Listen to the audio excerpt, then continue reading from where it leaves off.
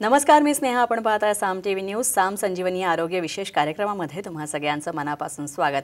रोगनिदान चाचण्यांच्या क्षेत्रात कृष्णा डायग्नोस्टिक एक नामवंत कंपनी म्हणून ओळखली जाते आणि आपण आज याच कृष्णा डायग्नोस्टिक विषयी जाणून घेणार आहोत आणखी या एका नवीन भागातून. आणि त्यासाठी आपल्या स्टुडिओत आलेले आहेत कृष्णा डायग्नोस्टिकच्या रेडिओलॉजी विभागाचे उपाध्यक्ष डॉक्टर अभिजित पाटील. सरांचं स्वागत करूया. डॉक्टर, तुमचं खूप खूप स्वागत. नमस्कार. तर सरांशी चर्चा करणार आहोत, मात्र त्याआधी सरांची थोडक्यात ओळख करून देते. डॉक्टर अभिजित पाटील हे MD रेडिओलॉजिस्ट आहेत. तसंच ते एक निष्णात रेडिओलॉजिस्ट असून डॉक्टर पाटील हे कृष्णा डायग्नोस्टिकच्या रेडिओलॉजी विभागाचे उपाध्यक्षसुद्धा आहेत. त्यांचा या क्षेत्रातला गेल्या 15हून अधिक वर्षांचा अनुभव त्यांच्या गाठीशी आहे. तसंच CT स्कॅन म्हणू नका किंवा MRI, पेट स्कॅन, तसंच पेट CT स्कॅन, पेट MRI अशा विविध चाचण्यांमध्ये ते तज्ज्ञ आहेत. तसंच विविध आंतरराष्ट्रीय आणि राष्ट्रीय व्यासपीठ तसंच जर्नल्सच्या माध्यमातून त्यांचे रिसर्च पेपर्स, त्यांनी लिहिलेले जे प्रबंध जे आहेत ते पब्लिश झालेले आहेत. आणि त्यानंतर आता कृष्णा डायग्नोस्टिक विषयीसुद्धा जाणून घेऊया. आधुनिक तंत्रानं सज्ज, हजारांहून अधिक प्रशिक्षित आरोग्य कर्मचारी आणि किफायतशीर किमतीत दर्जेदार आरोग्य सेवा हे कृष्णा डायग्नोस्टिकचं वैशिष्ट्य आहे. तसंच रोगनिदान चाचण्यांच्या क्षेत्रातलं एक विश्वासार्ह नाव म्हणून कृष्णा डायग्नोस्टिक देशभरात प्रसिद्ध आहे, कार्यरत आहे. कृष्णा डायग्नोस्टिक्स विविध राज्य सरकार तसंच महानगरपालिका यांच्याशी संबंधित पब्लिक प्रायव्हेट पार्टनरशिपद्वारे गुणवत्तापूर्ण आरोग्य सेवा सुद्धा देत आहे. तसंच देशभरात 16 राज्य आणि 2 केंद्रशासित प्रदेशांमध्ये कृष्णा डायग्नोस्टिकची 2000हून अधिक केंद्रसुद्धा आहेत. रेडिओलॉजी, टेलिरेडिओलॉजी आणि कॅन्सरशी संबंधित अत्याधुनिक तंत्रज्ञानावर आधारित सर्व रोगनिदान चाचण्या कृष्णाच्या माध्यमातून होत असतात. चला तर मग चर्चेला सुरुवात करूया. सर, खरं तर गेल्या अनेक भागांच्या माध्यमातून आपण कृष्णाचा पसारा किती मोठा आहे किंवा वेगवेगळ्या कोणत्या चाचण्या, आधुनिक चाचण्या कृष्णामध्ये केल्या जातात ते जाणून घेतलं आहे. मात्र इथे एक मला सुरुवात अशी करायची आहे की हे जाणून घ्यायला मला सुरुवातीला आवडेल की इतक्या मोठ्या प्रमाणावर क्लायंट्स आहेत आणि इतक्या मोठ्या प्रमाणावर पसारा आहे आणि इतक्या मोठ्या चाचण्या इथे होतात, तर या साधारणतः अंदाजे किती चाचण्या होत असतील? आपण चाचण्यांचा हिशोब ठेवायचा झाला तर दररोज आपण साधारण 4000 ते 4500 CT स्कॅन आणि MRI रिपोर्ट करतो. साधारण 15000 एक्सरेज रिपोर्ट करतो. आणि ह्या सगळ्या मिळून वर्षाला आपण साधारण 8 ते 10 दशलक्ष लोकांपर्यंत पोहोचतो. तर आपल्यासाठी ही जमेची बाजू आहे की यांमध्ये सर्वात जास्त लोक ही जी कृष्णा डायग्नोस्टिक्स नसतं तर याच्यामध्ये ते आपल्याला ह्या लोकांपर्यंत कदाचित हे स्कॅन्स करू शकले नसते, अशा लोकांपर्यंत आपण पोहोचलो, याच्याबद्दल मला फार समाधानी आहे. मुळात म्हणजे टीम खूप विस्तृत आहे, टीम मोठी आहे. हो, आपले जवळपास बोलायचं झालं तर आपले स्कॅन्स जसं आपण म्हटलात 16 राज्यांमध्ये आणि 3 युनियन टेरिटरीजमध्ये आहोत. आपण साधारण 140 ठिकाणी आपले स्कॅन सेंटर्स आहेत, ज्याच्यामध्ये 180 CT आणि MRI स्कॅन्स हे इन्स्टॉल्ड आहेत.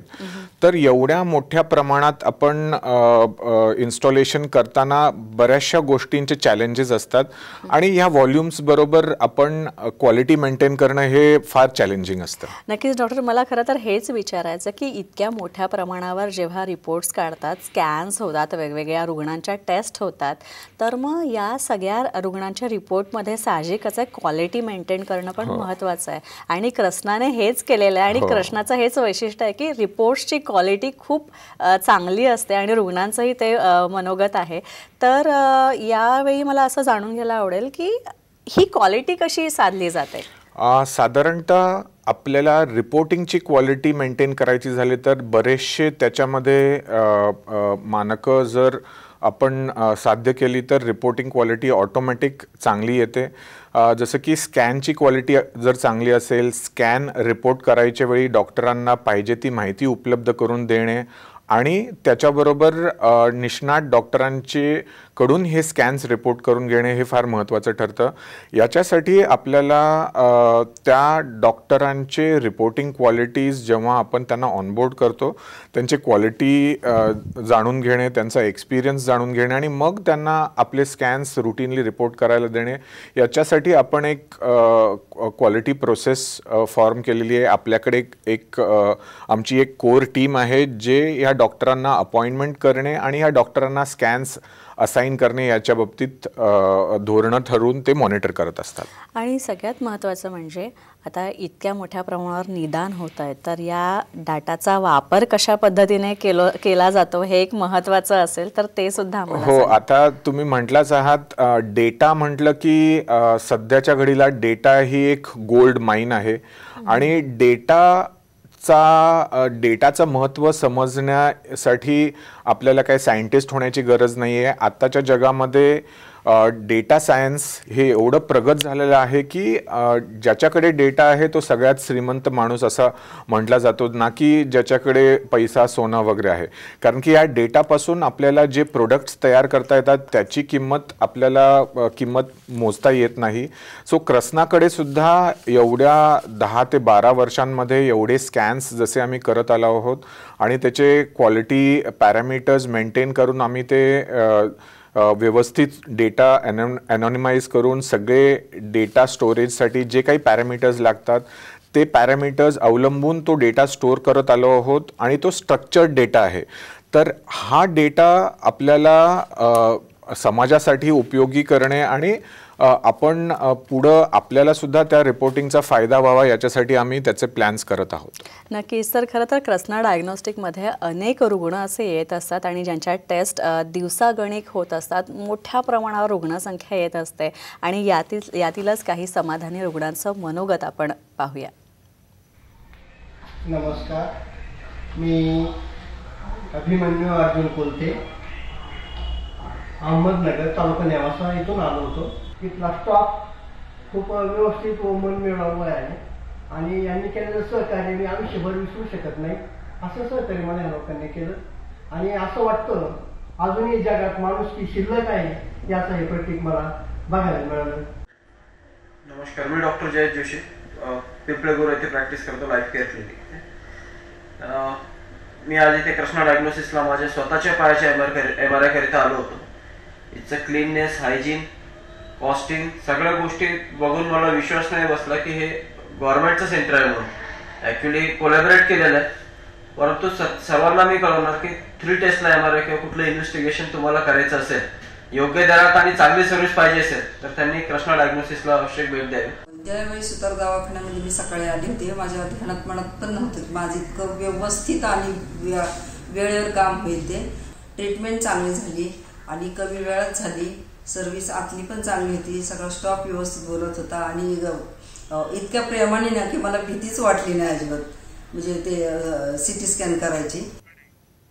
डॉक्टर, या प्रतिक्रिया आपण ऐकल्या, पण मला एक असं विचारायचं आहे की इतक्या मोठ्या प्रमाणावर पेशंट्स असल्यावर आणि इतक्या मोठ्या प्रमाणावर टेस्ट आणि स्कॅन्स होत असल्यावर जो रिपोर्ट मेंटेन केला जातो आणि त्याची जी क्वालिटी, जी गुणवत्ता तुम्ही मेंटेन करता, ती साधता, तर या सगळ्यात ती कशा प्रकारे साधली जाते आणि सगळ्यात महत्त्वाचं म्हणजे पीअर रिव्ह्यू विषयी सुद्धा मला विचारायचं, तर त्याविषयी सुद्धा आम्हाला सांगा. तुम्ही पीअर रिव्ह्यू जे म्हटलं हे आपल्याला क्वालिटी मेंटेन करण्यासाठी हा एक स्टँडर्ड सर्व जगात वापरण्यात येणारा एक मानक आहे, ज्याच्यामध्ये पीअर म्हणजे आपले सहयोगी जे दुसरे रेडिओलॉजिस्ट असतात, जे आपल्याबरोबर काम करतात, त्याला म्हणतात की इंटरनल पीअर रिव्ह्यू. जे आपल्याबरोबर काम करत नाहीत त्यांना म्हणतात एक्सटर्नल पीअर रिव्ह्यू. तर अशा दोन्हीचा अवलंब करून आपण एक न्यूट्रल पॉईंट ऑफ व्ह्यूनी दुसऱ्या रेडिओलॉजिस्टला ह्या रिपोर्टबद्दल काय लागतं हे जाणून घेतो पीअर रिव्ह्यूमधून. तर पीअर रिव्ह्यू करताना आपण जो स्कॅन पीअर रिव्ह्यू करायचा असतो, साधारण त्याचा सॅम्पल साईज ठरवला जातो. तो साधारणतः 1% to 5% पर्यंत व्हेरी होतो. आपल्या एवढ्या ह्यूज क्वांटिटीमध्ये पिअर रिव्ह्यूचा प्रमाण जास्त ठेवणं बऱ्याचदा आपल्याला कठीण जातं, परंतु आपण इंटरनल आणि एक्सटर्नल पिअर रिव्ह्यू दोन्हीचा अवलंब करतो, ज्याच्यामध्ये आपण साधारणतः 1 ते 3% जे आपल्याकडे स्कॅन्स होतात, म्हणजेच साधारण 30 ते 40 स्कॅन रोज हे एक न्यूट्रल माणसाकडून परत त्याचा रिपोर्ट करून घेतला जातो व त्या रिपोर्टमध्ये आणि ओरिजिनल रिपोर्टमध्ये काय डिव्हिएशन आहे याचा न्यूट्रल अँगलनी तपासणी केली जाते आणि निष्कर्ष केला जातो. आणि हे निष्कर्ष काढताना आपण असं ठरवतो की सामान्यतः जे निष्कर्ष किंवा जे डिव्हिएशन्स क्लिनिकली सिग्निफिकंट असतात, म्हणजेच की त्या निष्कर्षानुसार जर रोगाच्या निदानासाठी किंवा ट्रीटमेंटसाठी आणि फायनल आउटकमसाठी जर इफेक्ट होत असेल तर त्याला आपण क्लिनिकली सिग्निफिकंट डिव्हिएशन असं म्हणतो. साधारणतः हे डिव्हिएशन आपल्या पूर्ण स्कॅन्सच्या सॅम्पलमध्ये 1 ते 3% पेक्षा जास्त असू नयेत हे सामान्यतः मान्य केलेलं आहे. आणि याच्याप्रमाणे आपण असं बघतो की हे डिव्हिएशन्स जर जास्त प्रमाणात असतील तर त्याचे करेक्टिव्ह ॲक्शन्स काय असायला पाहिजेत. त्यामुळं आपले स्कॅन्सचे रिपोर्टिंग क्वालिटी ऑटोमॅटिकली एक चेक राहतो आणि जर आपल्याला काही डिव्हिएशन्स असतील तर त्याचे करेक्टिव्ह ॲक्शन्स काय केले पाहिजेत याच्याबद्दल आपल्याकडे चर्चा होऊन त्याचा एक ॲनालिसिस केलं जातं. आपल्याकडे एक एक्सपर्ट टीम आहे जी ॲनालिसिस करून जर समजा हे स्कॅन क्वालिटी रिलेटेड असेल किंवा डॉक्टरांच्या रिपोर्टिंग क्वालिटी रिलेटेड असेल तर आपण हे मेसेज त्यांच्यापर्यंत पोचवतो जेणेकरून हे जे प्रॉब्लेम्स आहेत हे रिपीट होऊ नयेत. सो अशा रीतीने आपण पिअर रिव्ह्यू बरोबर रिपोर्टिंग क्वालिटी बरोबर स्कॅन क्वालिटी सुद्धा मॉनिटर करतो. त्याचं आपण सॅम्पल करून त्याच्यामध्ये सुद्धा स्कॅन्सची इमेज क्वालिटी काय गुणवत्तेची आहे याचं साधारण आकलन करतो आणि त्याचा सुद्धा डेटा आपण ठेवतो. तर हा डेटा ठेवून त्याच्याबद्दल ॲनलाइज करून त्याचे हे डिव्हिएशन्स परत न होऊ देणे हे अतिशय महत्त्वाचं आहे आणि हेच आपल्याला गुणवत्ता मेंटेन करण्यासाठी फारच उपयोगी पडतं. नक्कीच डॉक्टर अभिजित, आपण आणखी कृष्णा डायग्नोस्टिक विषयी बोलणार आहोत.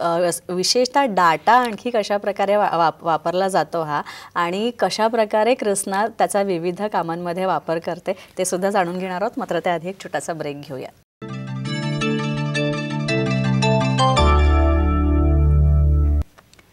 ब्रेक नंतर पुन्हा एकदा साम संजीवनीमध्ये आपलं स्वागत. कृष्णा डायग्नोस्टिक विषयी जाणून घेतोय आपण. तर डॉक्टर, खरं तर इतक्या मोठ्या प्रमाणावर डेटा गोळा झाल्यानंतर तो वापरायचा सुद्धा असतो व्यवस्थित. तर मग कशा प्रकारे या सगळ्याचा म्हणजे सुचवलं कसं जातं की हा डेटा आपल्याला इथे वापरायचा? डेटा म्हटलं की आत्ताच्या घडीला ही एक जसं आपण म्हटले एक गोल्ड माईन आहे. सर, डेटा सायन्स याच्याबद्दल आता आपल्याला आजकाल बऱ्याचशा माध्यमातून आर्टिफिशियल इंटेलिजन्स ह्या सब्जेक्ट ला जोडून भरपूर वेळा वापरला जातो हा शब्द. आणि डेटा जेव्हा असतो तो डेटा स्ट्रक्चर्ड असणे फार महत्त्वाचे आहे. तर आपल्याकडे IT इन हेल्थकेअर जेव्हापासून त्याचे गव्हर्नमेंटनी आपल्याला एक मानकं ठरवून दिलेली आहेत त्याच्यापासून डेटा अवेअरनेस इन हेल्थकेअर याच्याबद्दल फार जाणीवपूर्वक अवेअरनेस वाढवली गेलेली आहे, ज्याच्या कारणाने हा डेटा स्टोअर कसा करावा, कोणत्या पद्धतीने करावा आणि तो रिट्राईव्ह कसा करता यावा गरजेनुसार याच्याबद्दल टेक्नॉलॉजी भरपूर आता पुढे वाढत चाललेली आहे. आणि हा डेटा जेव्हा केव्हा आपल्याला पुढच्या रिसर्चसाठी वगैरे स्पेशली आत्ताच्या एव्हिडन्स बेस्ड मेडिसिन जे आहे याच्यामध्ये चांगल्या रीतीने वापरला जातो. आणि हा डेटा प्रेझेंट करण्यासाठी आपल्याला बरेचसे प्लॅटफॉर्म्स असतात. काही रिसर्च पब्लिकेशन्समध्ये आपण त्याच्यामध्ये करतो, काही कॉन्फरन्सेसमध्ये आपण हा डेटा पब्लिश करतो. ॲट द सेम टाईम हा डेटा जेव्हा केव्हा रिअल टाईम आम्ही गव्हर्नमेंट्सना वगैरे देतो, ज्याच्यामुळं ट्रान्सपरन्सी ही मेंटेन केली जाते. आणि ह्या डेटामुळं काय होतं की गव्हर्नमेंटला सुद्धा एक आपल्या आरोग्य व्यवस्था कशी चालली आहे याचं एक एक जाणीव असते.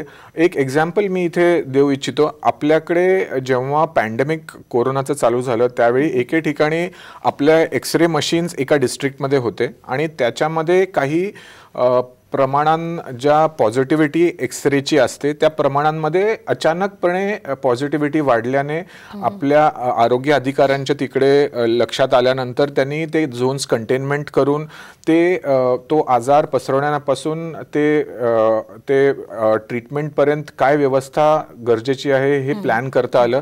तर डेटा हा जसा आपण वापरू, जसं आपण म्हणतो की नॉलेज हे आपण चांगल्यासाठी वापरलं पाहिजे ना की डिस्ट्रक्शनसाठी, असाच डेटा आपण सगळे पॉझिटिव्ह गोष्टींसाठी वापरू शकतो. आणि आजच्या घडीला डेटा हा आपल्याकडे असणे इतका महत्त्वाचा आहे आणि तो डेटा चांगल्या रीतीसाठी वापरणे हे देखील आपल्याला नीतिमत्ता ठेवली पाहिजे. नक्कीच. डॉक्टर, तुम्ही आर्टिफिशियल इंटेलिजन्सचा उल्लेख केला, तर वैद्यकीय क्षेत्रात आर्टिफिशियल इंटेलिजन्स किती महत्त्वाचं ठरतं हे आम्हाला थोडंसं सांगा. आर्टिफिशियल इंटेलिजन्स म्हणजेच AI जे आपल्याला माहिती आहे, आजकालचा हॉट टॉपिक आहे. जसं की आपल्याला माहिती होतं 80च्या दशकांमध्ये कम्प्युटर हे एक डिस्रप्टिव्ह टेक्नॉलॉजी होती. एक साधारण मागच्या दशकामध्ये UPI किंवा क्रिप्टोकरन्सीज हे एक डिस्रप्टिव्ह एक्सचेंज मेकॅनिझम किंवा करन्सी ही होती. आता पुढच्या दशकामध्ये मला वाटतं की आर्टिफिशियल इंटेलिजन्स हे एक पूर्ण सिस्टीममध्ये, नॉट ओन्ली इन मेडिसिन, हे एक डिस्रप्शन ठरणार आहे. तर आपल्याला जेव्हा ह्या गोष्टीचं आपल्याला भान ठेवलं पाहिजे की आर्टिफिशियल इंटेलिजन्स हे कुणाला रिप्लेस करण्यासाठी किंवा डॉक्टरांना किंवा लॉयर्सना किंवा स्पेशलाइज्ड प्रोफेशनल्सना रिप्लेसमेंट करण्यासाठी नाही आहे, परंतु त्यांना मदत करण्यासाठी आहे. कारण की याचा उपयोग जेव्हा केव्हा आपल्याला आपण करतो ते काही गोष्टींमध्ये जे रूटीन स्कॅन्स किंवा रूटीन रिपोर्टिंग असतात ते असिस्टंट म्हणून रेडिओलॉजिस्टना फार उपयोगी पडतं. तर आर्टिफिशियल इंटेलिजन्स साठी जो डेटा लागतो तो क्रस्नाकडे गेले 10-12 वर्षात इतक्या मोठ्या प्रमाणात स्कॅन करत असल्यामुळे तो व्यवस्थित आपण स्टोअर केलेला आहे आणि तो डेटा आपण काही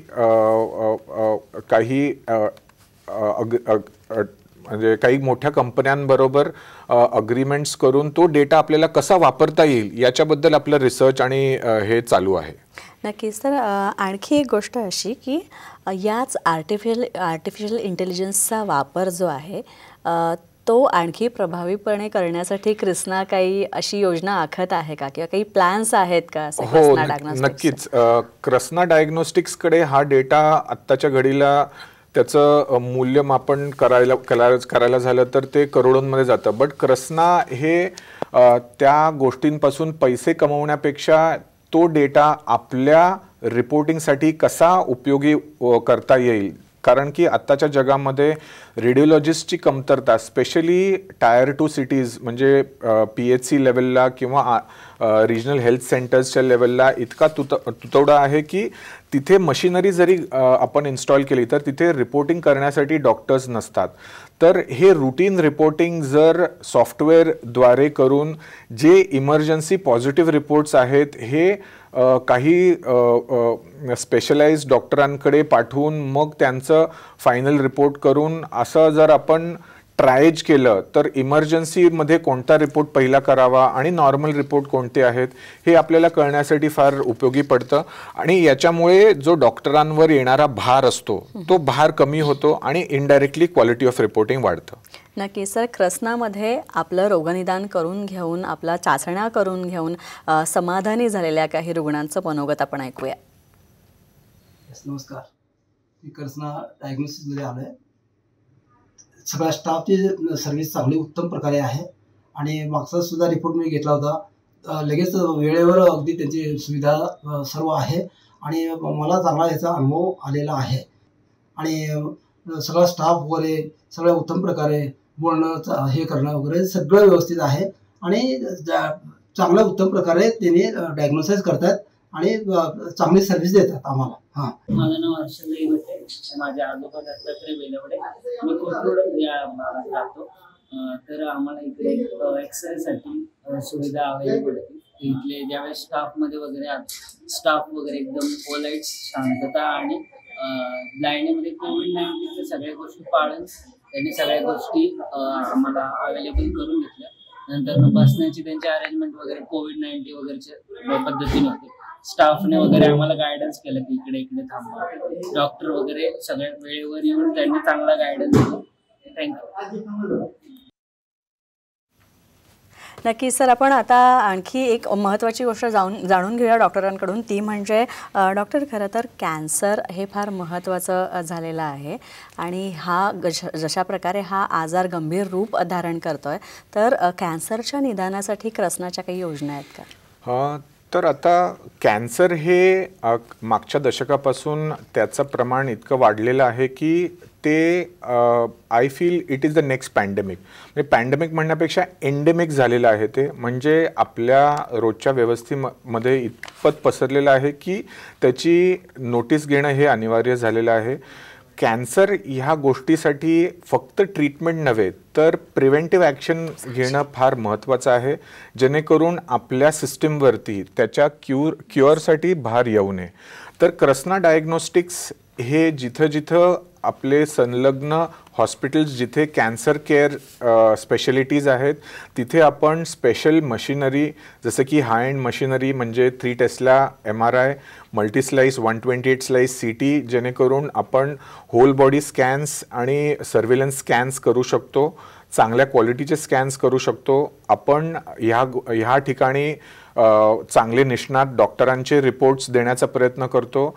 दिस इज इररिस्पेक्टिव्ह ऑफ त्याची कॉस्ट किती असते व त्या पेशंटची सोशल स्टेटा काय आहे, गरीब असू दे किंवा श्रीमंत असू दे. तर अशा दृष्टीने आपण कॅन्सर ह्या गोष्टीसाठी आपले रिसर्च पण चालू असतात. ह्याचा डेटा कलेक्ट करून आपण तो पब्लिश देखील करतो. आपल्याकडे काही निष्णात डॉक्टर आहेत जे ह्या पब्लिकेशन्समध्ये काही कॉन्फरन्सेसमध्ये वगैरे हे डेटा पब्लिश करतात आणि जेणेकरून आपल्याला पुढं काय करता येईल याचं आपण प्लॅनिंग देखील करत आहोत. नक्कीच डॉक्टर, तुम्ही इथे आलात आणि इतकं चांगलं मार्गदर्शन केलं. तसंच डेटाचा उपयोग क्रसना आणखी कशा प्रकारे करणार आहेत आर्टिफिशियल इंटेलिजन्सच्या माध्यमातून ते सुद्धा सांगितलं. त्यासाठी खूप खूप आभार. यानंतर आपण इथेच थांबतोय. साम संजीवनीमध्ये पुन्हा भेटूया नवीन तज्ज्ञांसह आणि नवीन विषयांसह. तोपर्यंत नमस्कार.